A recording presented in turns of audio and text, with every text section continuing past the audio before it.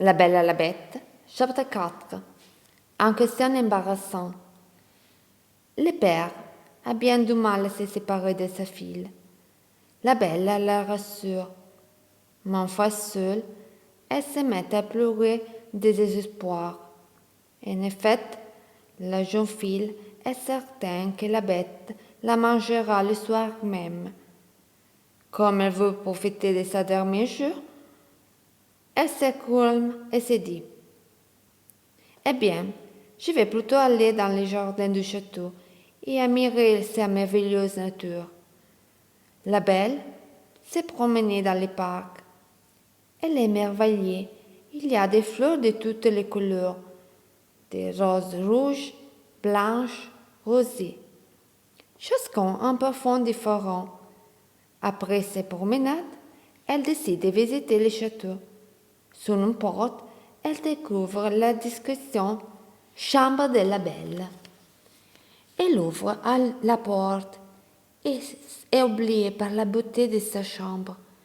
Au milieu de la pièce, il y a un lit recouvert d'une drape de soie et un miroir au cadre doré posé sur les cheminées.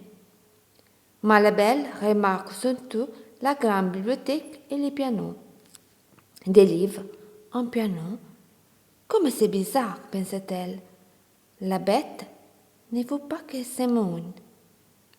Mais alors, elle ne peut être pas l'intention de me manger tout de suite.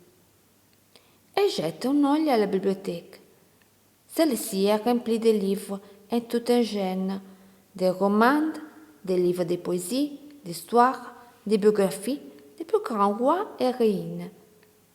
Mais un livre attire particulièrement l'attention de la Belle. Il est recouvert d'or. Elle ouvre délicatement et commence à le lire. Soudain, des mots apparaissent sur les pages. Désirez puis commander, vous êtes ici la reine. Oh, soupire-t-elle, je désire un seul choix. Revoir mon père. Quand elle prononce ces paroles, elle voit apparaître son père dans le miroir doré. Il est entré dans la maison, accueilli par Rosemonde et Hortense. La bête est tellement gentille avec moi, pensa la Belle, que je dois vraiment avoir peur d'elle. Elle se sent mieux, et à midi, elle mange de bon appétit. Le soir, au moment du dîner, ils attendent le bruit que s'annonce l'arrivée de la bête. La Belle, je peux te tenir compagnie, lui demande le montre. Mais vous êtes le maître ici, répond la Belle. Et toi, la maîtresse, ajoute la bête. Si je te noie, dis-moi simplement de partir. La Belle, je peux te poser une question? Oui, bien sûr. Tu me trouves vraiment horrible? La Belle ne sait pas quoi répondre. Elle hésite.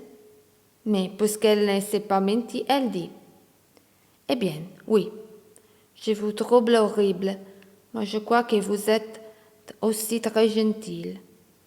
Tu es très honnête, tu as raison, la Belle. Je suis horrible, et peut-être gentille aussi, mais je suis une bête. La bête baisse les yeux et regarde dans le vide. Mange, la Belle. Surtout, ne sois pas triste.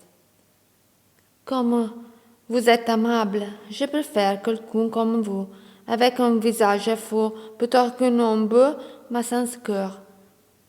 La Belle termine ce repas, parle avec la bête et l'assure. Elle n'a plus peur. Les montres la regardent, puis lui posent une nouvelle question.